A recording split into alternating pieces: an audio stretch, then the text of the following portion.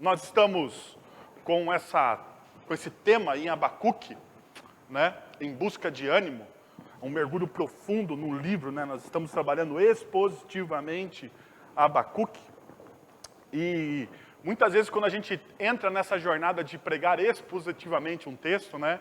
A gente não sabe o que vai encontrar no texto, apesar da gente ler várias vezes e ir estudando, e a gente sabe que Deus vai nos surpreendendo a cada momento. Só para a gente relembrar algumas coisas que a gente olhou na semana passada, o contexto maior, né, o contexto de Abacuque. Então, Abacuque profetizou há 2.600 anos atrás. 2.600 anos atrás, na geração que antecedeu as 3 invasões babilônicas de Judá, o reino do sul do povo de Deus. Porque o povo de Deus, em determinado momento, no final do reinado de Salomão, depois do reinado de Salomão, o filho de Salomão consegue a façanha de dividir o povo de Israel, e daí fica o reino do sul, o reino de Judá, e o reino do norte, o reino de Israel. E o reino do norte, chamado Israel, foi conquistado pela Assíria em 722 a.C. E mais tarde, esse reino do norte, ele vai sumir da história.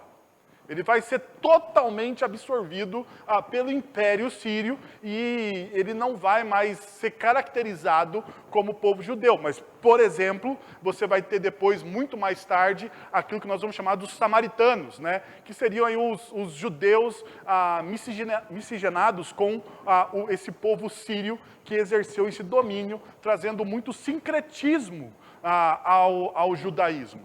Bom, agora, um século depois, o Império Sírio está diminuindo e a Babilônia está em ascensão. Então, mais ou menos um século depois, a Babilônia se torna uma grande potência mundial, né? E eles começam uma política de expansão territorial, e eles vão conquistando, eles chegam a alguns anos antes de entrarem em Israel, eles conquistam Nínive, que era a capital do Império Sírio, da Síria, e daí eles vão à frente para conquistar Israel. Então esse aqui é o contexto, talvez, uma coisa que nós falamos sobre o contexto histórico mais abrangente daquele momento. Mas também existe o contexto mais próximo do livro que nós estamos estudando.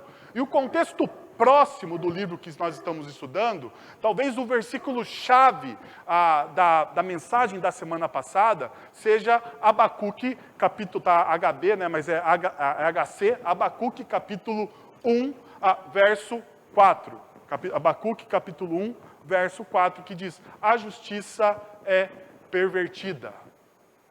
Entre todas as características daquilo que estava acontecendo no reino de Israel, ou no reino de Judá daquela época, no final do versículo 4, Abacuque vai dizer assim, olha, a justiça, ela está sendo pervertida. E a ideia de justiça pervertida aqui, né, é virada do avesso. A justiça está sendo virada do avesso. Isso talvez se soe muito próximo da nossa realidade, né? Porque a justiça da nossa nação, ela é virada no avesso. Quando nós olhamos uma CPI, onde o relator da CPI tem entre 17 a 9 de 9 a 17 inquéritos no Supremo Tribunal Federal, você fala assim, será que vai sair boa coisa dessa CPI? E veja, eu não sou a favor e nem pró-governo. Quem ouve as minhas pregações sabe exatamente disso. A questão é uma questão de justiça. Será que uma pessoa que responde de 9 a 17 inquéritos do Supremo Tribunal Federal do nosso país poderia ser o relator de uma CPI sobre corrupção? Talvez nem o presidente da CPI poderia ser, né? Porque, afinal de contas, o presidente do CPI, o excelentíssimo senador Omar Aziz, né, ele teve a sua esposa e os seus irmãos presos em uma operação da Polícia Federal, pasmem, por desvio de recursos da área da saúde. Será que o presidente da CPI poderia estar julgando outras pessoas, tendo a ficha que ele tem? Não sei se você sabe, mas ele está com o passaporte dele retido pela Polícia Federal. Ele não pode sair do país. Ele não pode sair. Por que será que ele não pode sair do país? Talvez os juristas aqui da nossa igreja podem explicar isso aqui, esses meandros, né, mais tarde para a gente aí, dentro das nossas aulas de escola dominical. Ainda, quando a gente vê um dos juízes da Suprema Corte do nosso país sendo delatado por um corrupto contumaz do estado do Rio de Janeiro, dizendo que esse juiz da Suprema Corte do nosso país vendeu sentenças a prefeitos. E se você olha o histórico das sentenças, você percebe que ele mudou os votos, que ele mudou de opinião, que ele revogou, que ele voltou atrás de algumas coisas que ele tinha dito. E esse juiz, ele não se vê suspeito para julgar ele, para dizer se a delação daquele corrupto vale ou não. Ele diz que não vale. Que não vale. Meus irmãos, eu estou falando tudo isso e talvez você esteja perguntando, mas o que isso tem a ver com a nossa vida diária? Perceba, a corrupção ela está instalada no nosso país como um modus operandi da nossa população. Se nós não conseguimos ser fiéis nas grandes coisas, a pergunta que eu faço a vocês é se nós vamos conseguir ser fiéis nas pequenas coisas. Eu fico imaginando, dentro do Senado, dentro da esfera dos deputados federais, eles mexem com muito dinheiro da nossa nação, e se esses homens não conseguem ser fiéis nas pequenas coisas, imagine então nas grandes. Isso acontece também na nossa vida diária.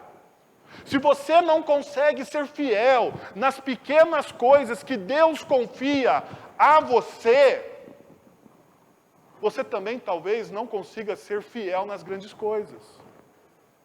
Porque isso é uma lógica do reino de Deus. Jesus ele vai contar uma parábola exatamente sobre isso. E ao final dessa parábola, ele vai dizer, sobre os personagens da parábola, ele vai dizer, olha, foste fiel no pouco, sobre o muito eu te colocarei. Então perceba, se você é fiel nas poucas coisas, você consegue ser fiel nas grandes coisas. Mas um dos grandes problemas da nossa espiritualidade, talvez do nosso caráter, seja que nós esperamos a exercer a nossa fidelidade, sabe aonde? Nas grandes coisas. Nós queremos ser fiéis nas grandes coisas. Mas as grandes coisas nunca chegam, porque nós não somos fiéis nas pequenas. Veja só, porque quando você fala de justiça, quando a Bíblia fala de justiça, ele está ligando justiça à obediência à palavra de Deus. Justiça e obediência à lei, ou a lei de Deus, elas são praticamente sinônimos. Deuteronômio capítulo 10, a partir do verso 16, o seguinte: sejam fiéis de coração à sua aliança. E essa aliança é expressa onde? Em toda a totalidade da lei do Senhor. Então sejam fiéis, sejam justos, de todo o seu coração, a aliança que Deus está fazendo com vocês, e deixem de ser obstinados, pois o Senhor, o seu Deus, é o Deus dos deuses, e o soberano dos soberanos, o grande Deus, poderoso e temível, que não age com parcialidade e nem aceita o quê? Suborno.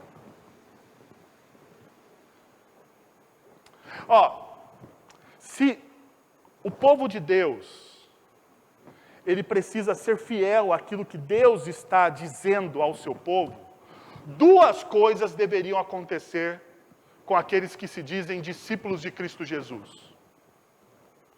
Discípulos de Cristo Jesus não têm parcialidade.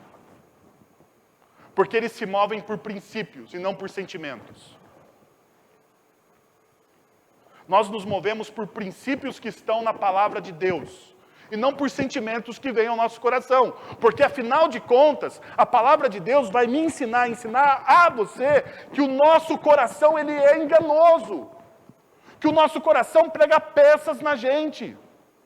E se nós formos nos mover pelos nossos achismos e por aquilo que brota dos nossos sentimentos, provavelmente você será enganado por você mesmo.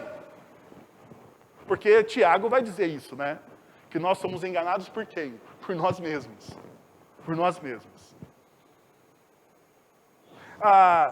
Nós não seríamos parciais e nós também não seríamos subornados.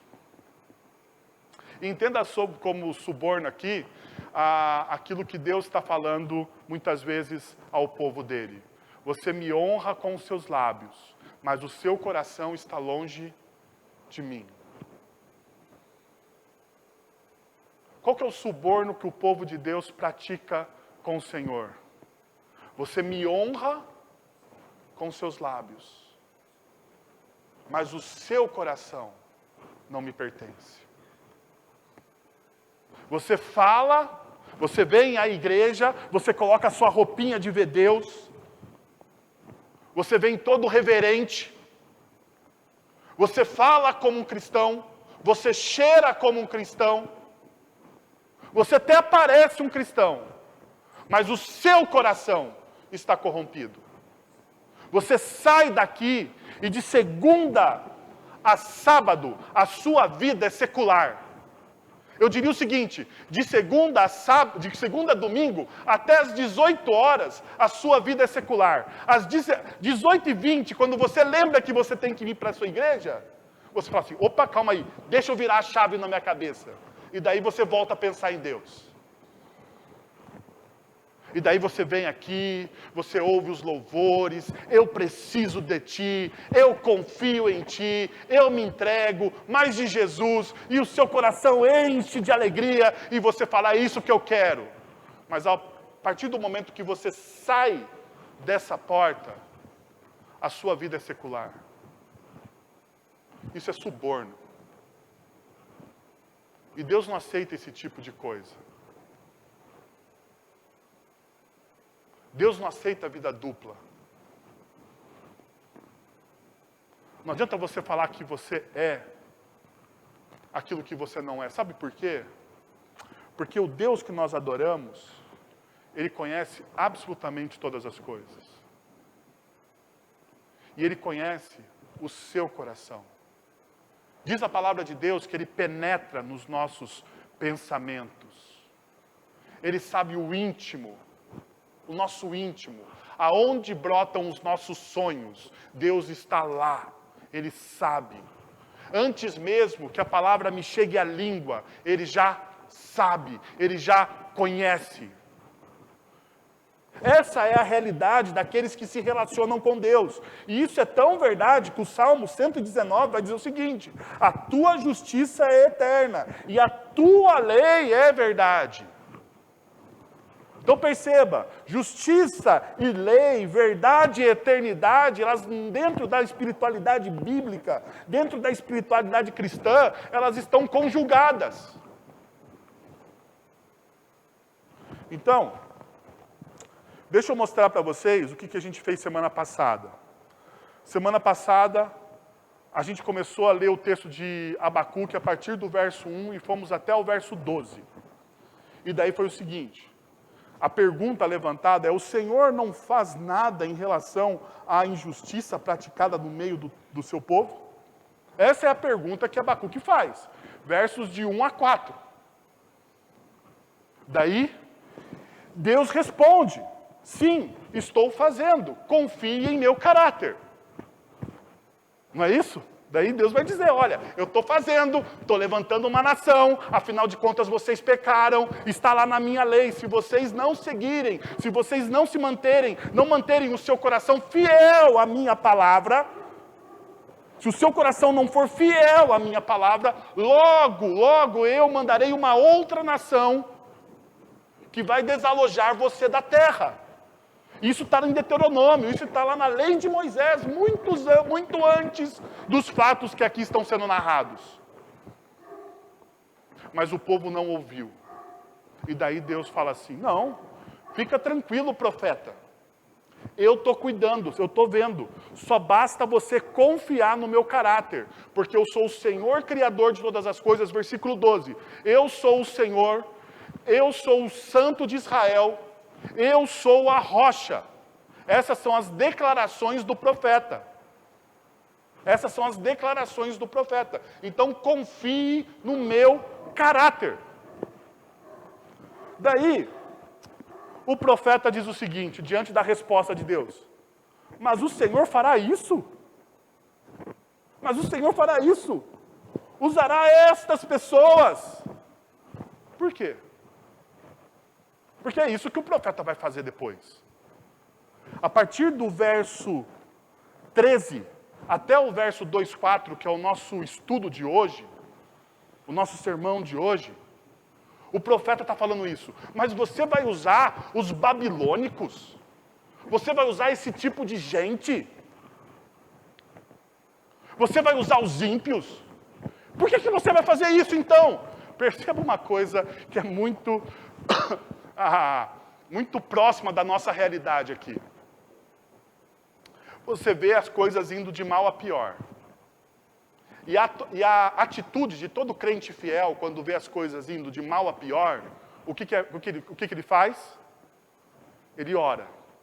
O seu casamento não vai bem. O que você faz?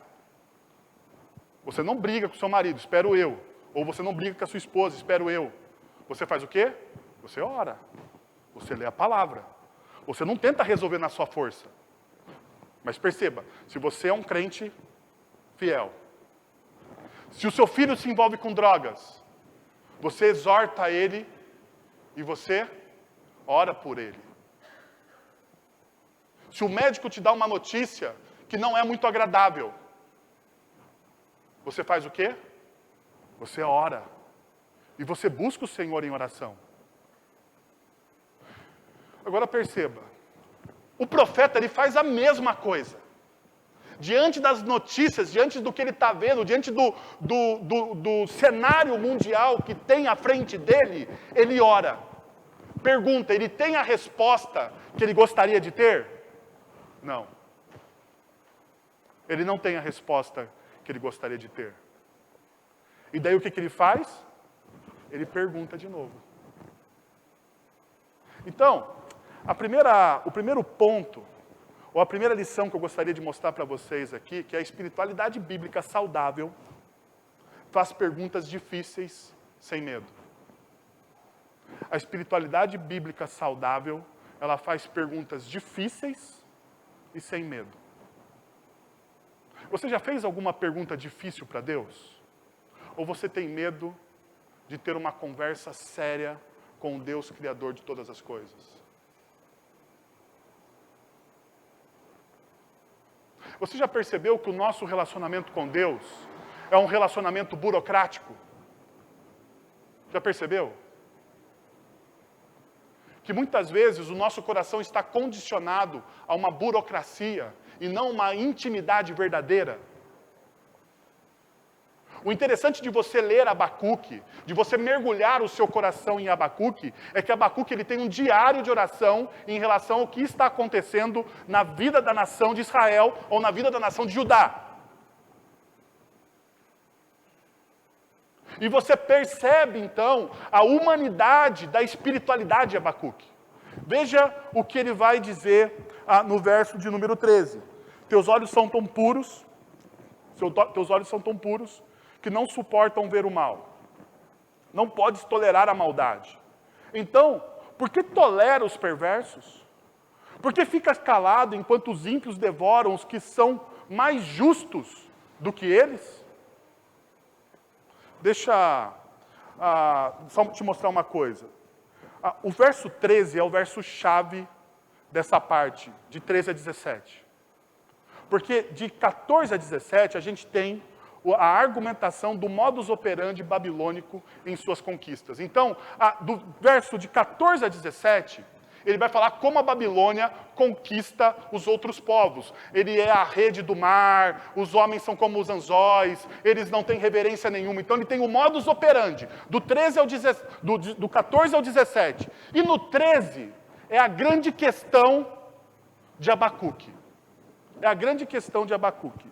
E diante disso, você tem que primeiro perceber uma coisa que eu estou falando para vocês. Você não pode ter medo de fazer perguntas difíceis a Deus. Porque, afinal de contas, o texto que nós lemos na nossa liturgia, e está também aqui na pregação, 1 João capítulo 8, capítulo 4, verso 18, diz: no amor não há medo, o contrário, o perfeito amor expulsa o medo, porque o medo pressupõe castigo. Você não precisa ter absolutamente medo de fazer perguntas difíceis para Deus. O seu relacionamento com Deus não pode ser burocrático. Você tem que ter a coragem de rasgar o seu coração e de ir além do que você já foi. Lógico, com toda a reverência, porque afinal de contas você está falando com o Deus Criador de todas as coisas. Porém, sem medo. Porém, sem dedos. Porque afinal de contas, como eu já afirmei para vocês, Deus conhece o profundo do seu coração. Então não faz sentido você ter medo. Diante disso, veja o que o texto diz. Teus olhos são puros, que não suportam ver o mal. Não podes tolerar a maldade. Isso está ligado ao verso 12, porque Abacuque vai dizer no verso 12. Meu Deus e o quê? Meu santo. Santo é a ideia principal de bondade no Antigo Testamento. Deus é bom, nele não existe maldade, ele é santo, santo, santo. Ele não compactua com a corrupção, ele não compactua com o mal, e diante do mal, ele dissipa todo o mal. Ele é toda a justiça. Daí Abacuque está olhando assim, viu, mas como que você vai usar um povo ímpio para criar o quê? Justiça. E daí, quando você olha a segunda parte do versículo, eu arrisquei aqui uma tradução que diz o seguinte: por que você olha preguiçosamente para os traidores? Por que você olha preguiçosamente para os traidores? E permanece em silêncio enquanto o malvado engolir o homem mais justo do que ele. Perceba, por que você olha preguiçosamente? Por que você demora em fazer justiça? O que está acontecendo com o Senhor Deus? Olha só o que Abacuque está fazendo. Não sei se você está percebendo. Ele está querendo colocar Deus em uma sinuca de bico. Ele está querendo encurralar Deus, falando assim, Deus, o Senhor é santo, o Senhor é justo, o Senhor é bom. Em você não existe maldade, o Senhor não suporta o mal, porque não compactua com o Senhor. Então calma aí, como isso pode acontecer? Como o Senhor pode fazer isso? Por que isso está acontecendo? Mas diante da pergunta de Abacuque, a gente já tem as respostas. Porque perceba como é que ele pergunta. Os ímpios devoram os que são mais justos do que eles. A pergunta que a gente precisa responder é: quem são os ímpios para Abacuque? E quem são os justos? Ou quem são os mais justos? E aqui está a questão. Aqui está a questão. A grande questão está aqui. Por quê? Porque para Abacuque, os ímpios são os babilônicos. Quando ele ouve a notícia que os ímpios estão vindo, que Deus vai usar os babilônicos como uma vara de correção para os seus filhos, ele fala assim, mas como que Deus pode compactuar com a maldade? Como é que Deus pode lançar a maldade sobre o justo? Quem que é o justo? O povo de Israel. Pergunta, o povo de Israel é justo? Vamos? O povo de Israel é justo? O que Abacuque diz no verso de 1 a 4? Esse povo está distorcendo a justiça. Esse povo anda longe do Senhor. Esse povo está adulterando, só faz maldade, só existe corrupção. O Supremo Tribunal de Israel está corrupto. As câmaras dos deputados, o Senado, está tudo pervertido na nossa nação. É isso que ele diz, em todas as esferas, dentro das famílias, até mesmo na igreja. Ou no templo existe corrupção. É essa a reclamação de Abacuque. Por que agora ele está se dizendo de justo? Porque ele está olhando para o seu povo dizendo, nós somos mais justos do que os outros.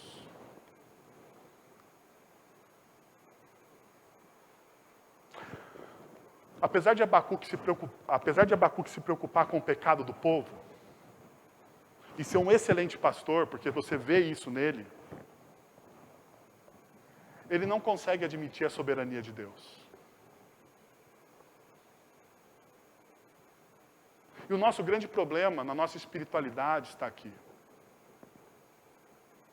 Porque para você ter um relacionamento íntimo e sem medo com Deus, você precisa afirmar na sua vida diária a soberania de Deus.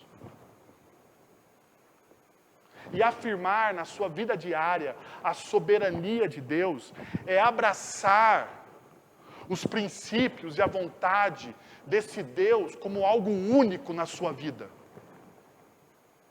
Como algo de extremo valor para você. É a parábola que Jesus diz que quando a pessoa encontra o reino, né? Ele disse que um agricultor estava carpinando um campo e ele encontra lá um tesouro escondido. Ele vai, diz o texto bíblico em Mateus, que ele vai e ele vende tudo o que possui. Tudo o que possui, porque ele achou algo de extremo valor. Tudo o que ele tinha, tudo aquilo que ele possuía, não tem mais relevância para ele. Ele entrega tudo. Mas a gente vive vidas burocráticas e não fazemos perguntas difíceis. Quando nós não fazemos perguntas difíceis nas nossas orações a Deus, nós não aprofundamos o nosso relacionamento com Ele. Então esse texto de Abacuque, ele me ensina a fazer essas perguntas difíceis. Ele me ensina isso. Então, a partir de agora, eu gostaria de convidar você, na sua vida diária, a você fazer a mesma coisa. Não tenha medo, porque afinal de contas, Ele é soberano. Ele já sabe o que você pensa. Não adianta você ficar guardando para você. Só faz mal a você. Só faz mal a você. Pegue os salmos. Pegue os salmos de lamento.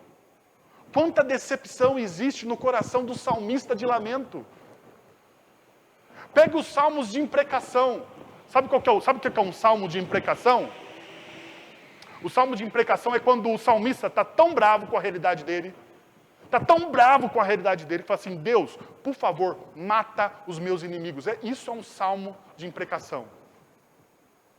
Ele está tão revoltado com a realidade dele, que o salmista ele faz algo que é quase que impensável para um cristão, que é pedir a morte do seu inimigo. Mas é preferível você pedir a morte para Deus, porque você sabe que Deus é justo, do que você for lá e liquidar o seu inimigo. Na verdade, a melhor coisa é você, diante do Senhor, falar aquilo que você está pensando. E o nosso coração é tóxico porque nós não conseguimos falar aquilo que nós estamos pensando para Deus. A nossa mente é tão secular que nós falamos para psicólogos aquilo que nós pensamos e não falamos para Deus. Perceberam? Não que seja contra, pelo contrário. Eu acho que a psicologia como ciência dada por Deus ao homem, pode iluminar o coração do homem. Não estou falando não, mas eu estou dizendo que você não pode, você não tem como você abrir mão de um relacionamento íntimo e transformador com Deus em detrimento de uma ciência humana. A ciência é simplesmente uma ferramenta para te ajudar em alguma coisa. Mas você precisa se aprofundar. Agora, o segundo ponto, meus irmãos, ou a segunda lição que eu gostaria de tirar para vocês, é que a espiritualidade bíblica saudável tem, na solitude, a desintoxicação do coração. Olha o que diz o verso 1, o verso 1 do capítulo 2. Ficarei no meu posto de sentinela e tomarei posição sobre a muralha.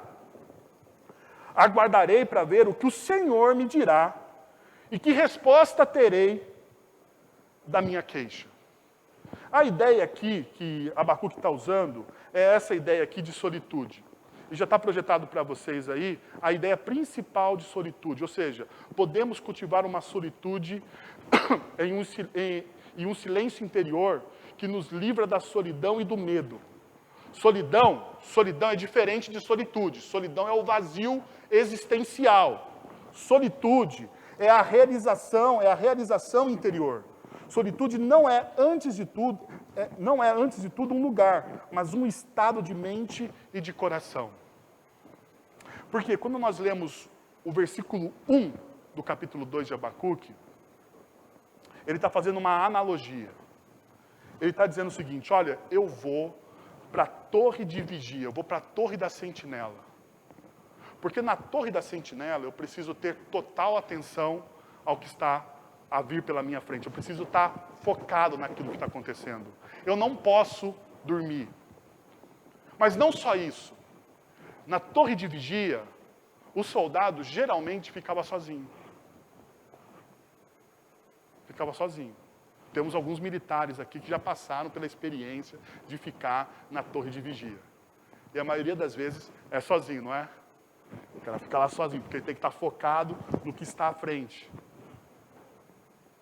E aqui então, Abacuque está ensinando sobre a solitude. Porque a vida dele está um caos. E ele precisa ficar sozinho. Então perceba, de novo, uma possibilidade de tradução. Por-me-ei na minha torre de vigia, colocar-me-ei sobre a fortaleza e vigiarei para ver o que Deus me dirá e que resposta eu terei à minha queixa.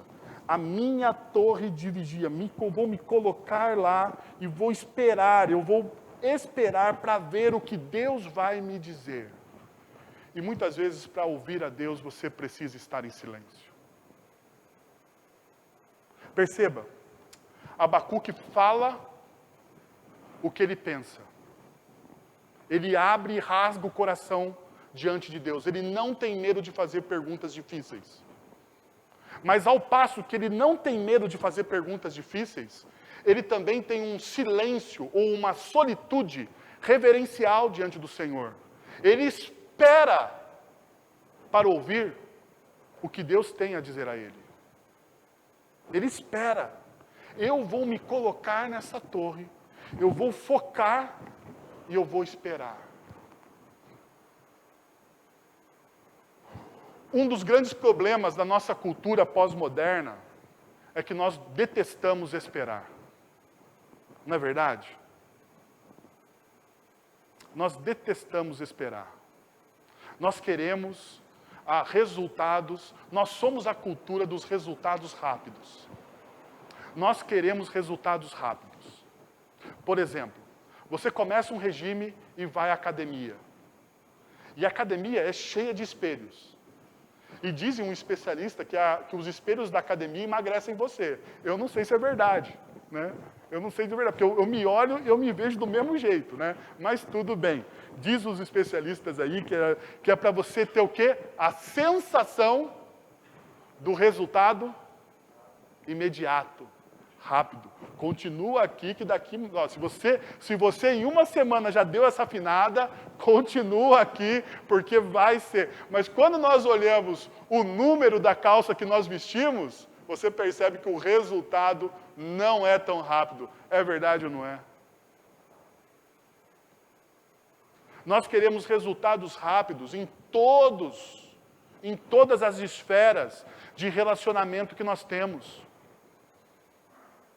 Nós queremos resultados rápidos na mudança do nosso cônjuge. Nós queremos resultado rápido na educação dos nossos filhos. Nós queremos resultado rápido o tempo todo. Nós não temos paciência. Nós detestamos as filas.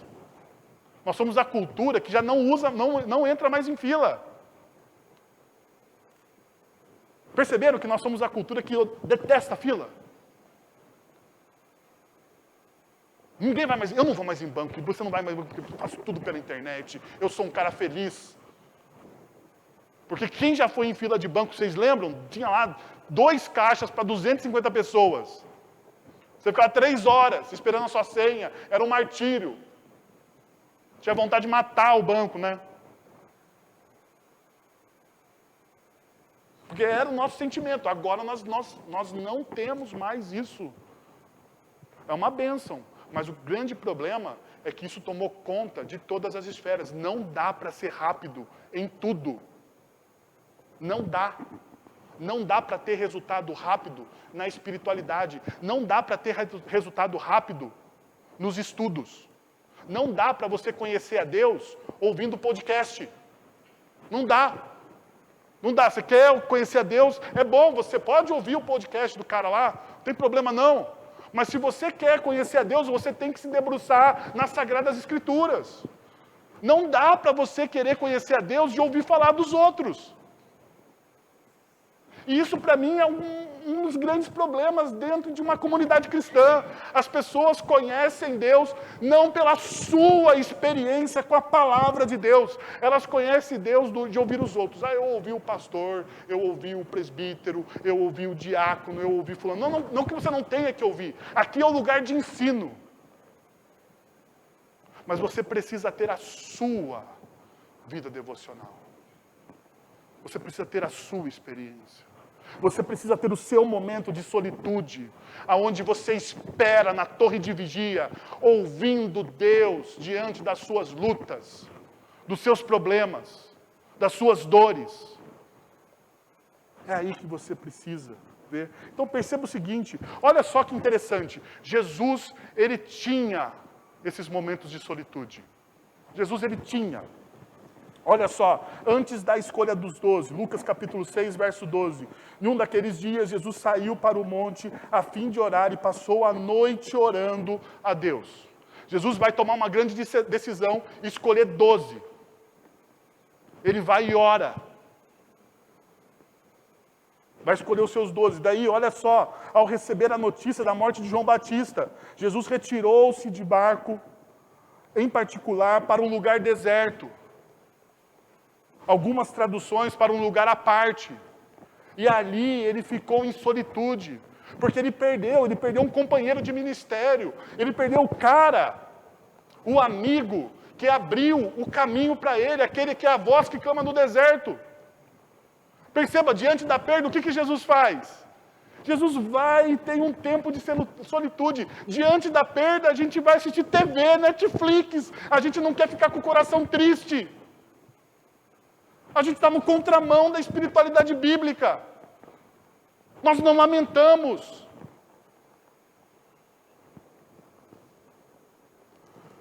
Após a alimentação miraculosa dos 5.000, tendo despedido a multidão, subiu sozinho um monte para orar. Ainda, quando os 12 retornaram em missão, venham comigo para um lugar deserto e descansem um pouco. E ali eles oraram, tiveram um tempo de solitude.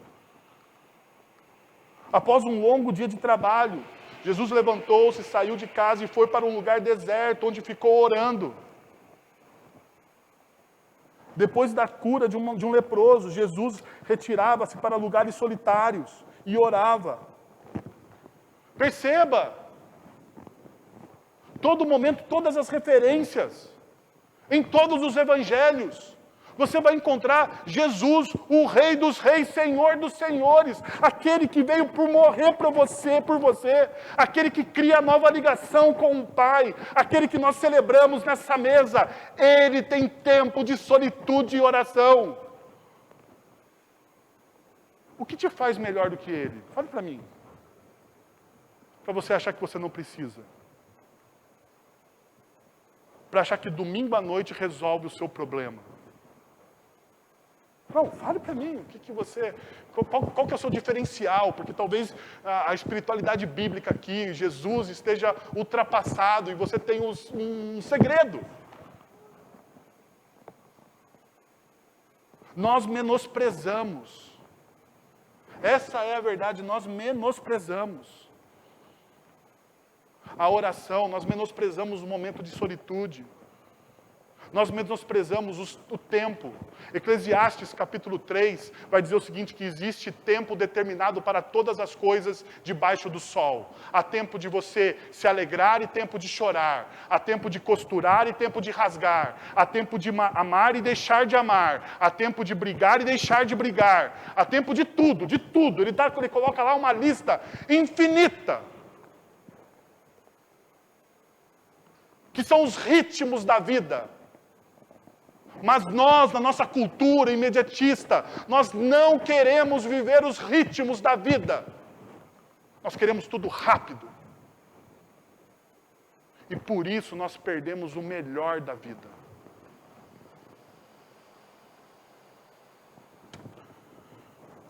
Por último, Abacuque capítulo 2, versos de 2 a 4, o texto diz, o princípio é o seguinte: a espiritualidade bíblica saudável me leva a desenvolver um coração humilde. E talvez aqui esteja um dos textos mais lidos no meio presbiteriano na história. Você vai já saber qual que é o texto.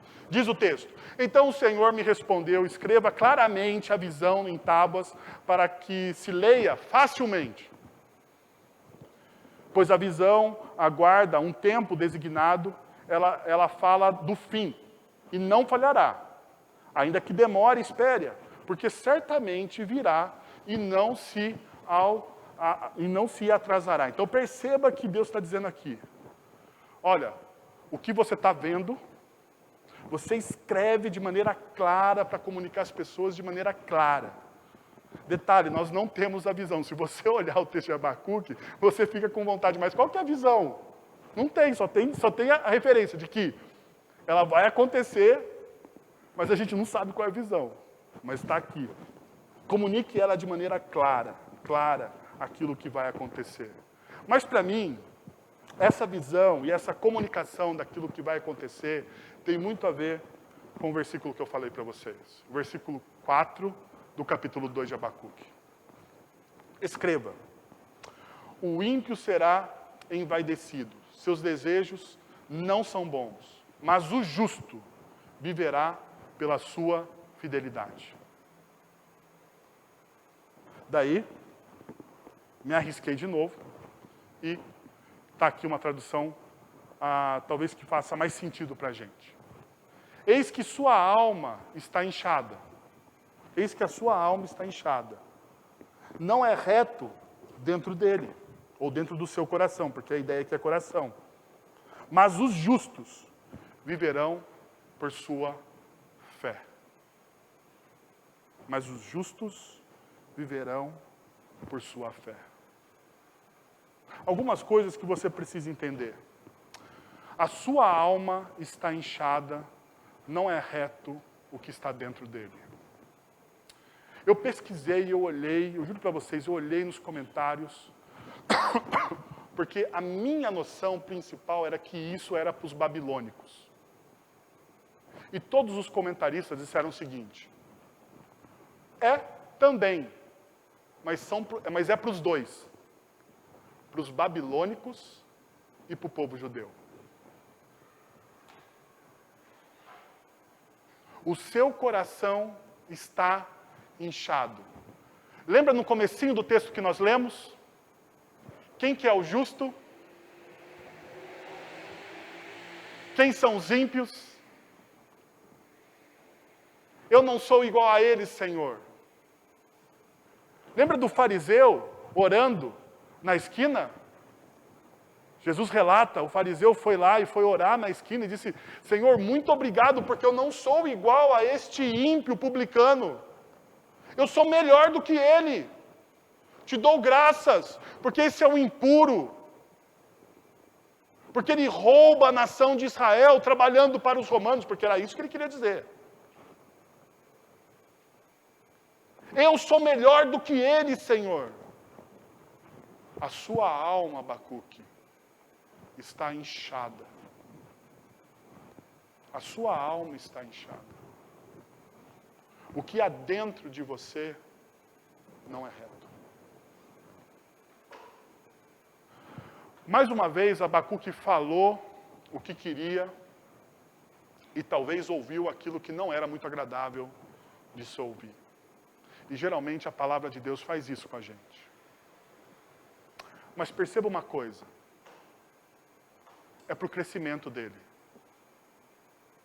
A disciplina do Senhor, por mais dura que ela seja, revela a graça e o amor que Deus tem pelo seu povo. Deus, ele nunca disciplina o seu povo. Ele nunca corrige o seu povo por um prazer mórbido. Mas a correção que Deus dá ao seu povo é para trazer o povo novamente para o centro da palavra. Para que esse povo consiga experimentar todas as boas e maravilhosas promessas que existem na palavra. É isso que o texto está nos ensinando. Então perceba uma coisa, não podemos nos fiar no nosso desempenho. Não é sobre desempenho, a fé cristã não é sobre desempenho. É sobre devoção, é sobre entrega. É lógico que existe o desempenho, mas o desempenho na fé cristã é secundário. O desempenho na fé cristã é uma resposta de amor que você dá à sua entrega.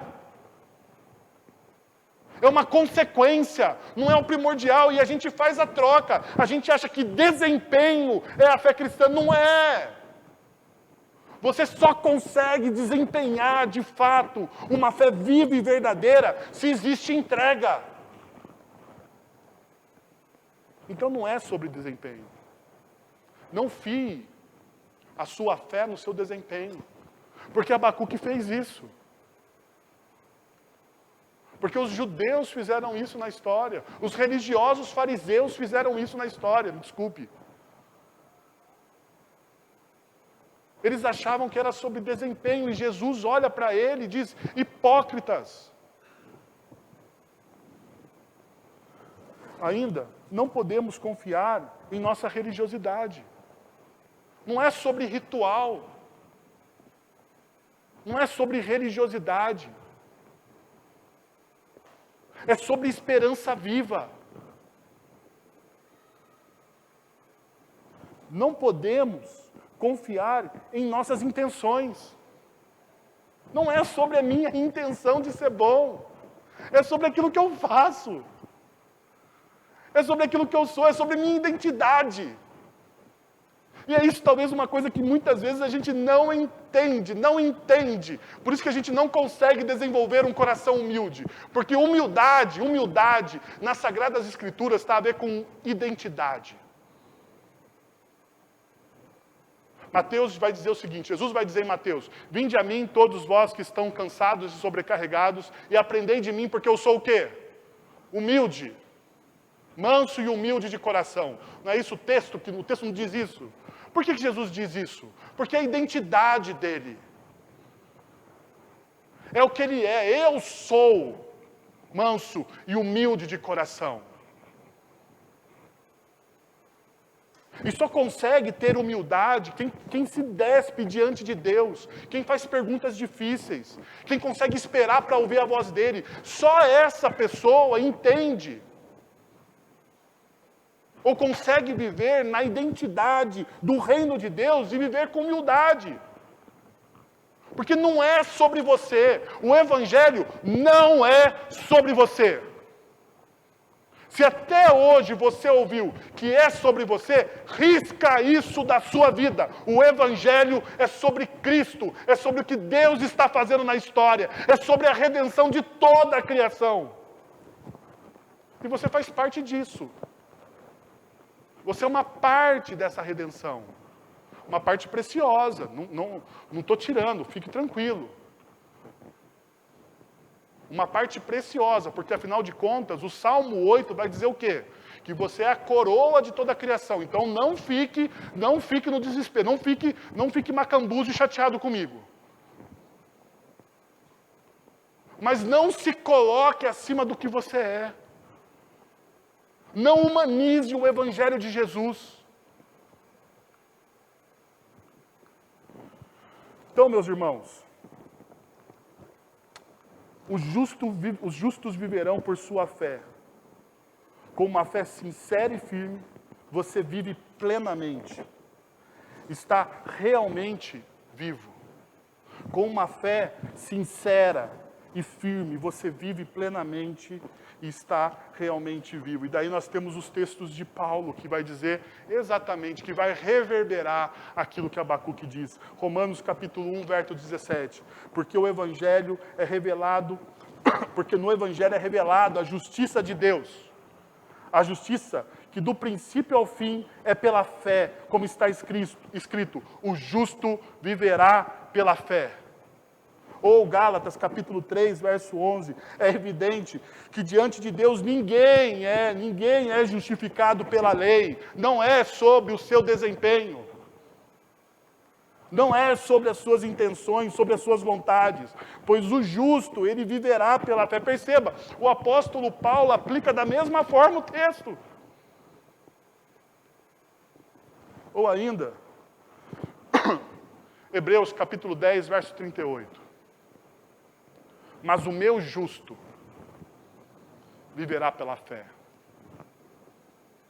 E se retroceder, não agradarei dele. Pois o meu justo viverá pela fé.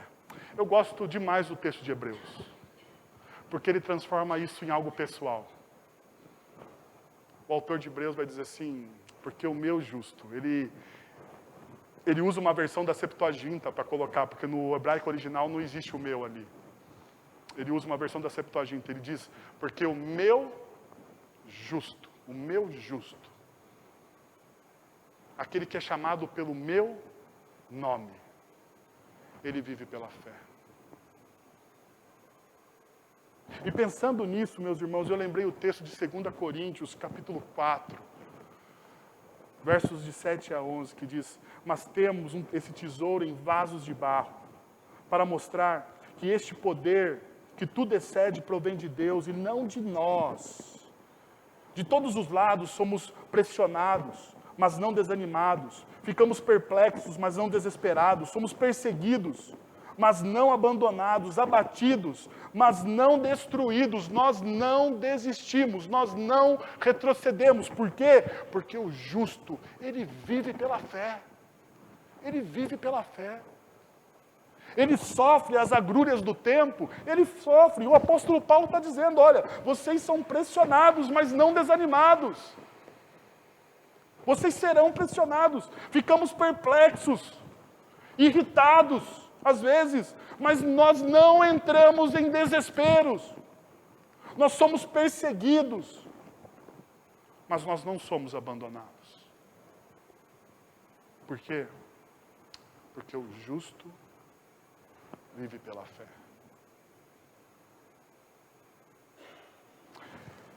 Eu queria convidar você, nessa noite, que é um tempo de ceia do Senhor, a examinar o seu coração. Eu acho que Deus deve ter falado profundamente ao seu coração nessa noite. Eu espero que sim. E se Ele falou profundamente o seu coração, agora é um tempo de você orar.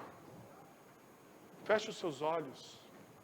Se prepare para esse tempo. Se prepare para essa ceia. Talvez você está fazendo isso mecanicamente durante muito tempo na sua vida. Talvez seja o dia hoje de você fazer perguntas difíceis para Deus. Talvez seja o dia de você ficar em silêncio.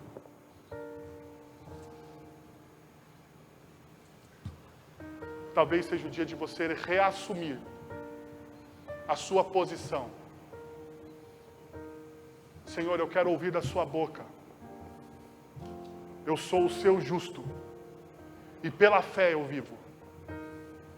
Pela fé no Filho de Deus, naquele que morreu na cruz do Calvário pelos meus pecados. É por isso que eu vivo. É por isso que eu não esmoreço, não desanimo, porque essa fé me sustenta dia após dia, dia após dia. E apesar de pressionado, eu não estou desanimado. Apesar de perplexo, eu confio que o Senhor me ama, eu confio na tua graça, eu confio no poder da ressurreição.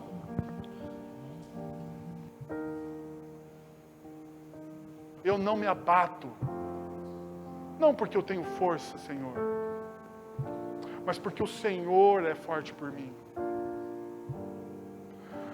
Pai, nós estamos na tua presença, Senhor, nessa noite, e queremos te pedir, Senhor, que em nome de Jesus, o Senhor derrame do teu Santo Espírito no meio do teu povo, como o Senhor já tem feito, ó Deus. A tua palavra é viva e eficaz, e a verdade é que nós somos selados, aqueles que confessaram o nome de Cristo Jesus como Senhor e Salvador das suas vidas, eles são selados pelo Espírito da verdade, pelo Espírito da vida.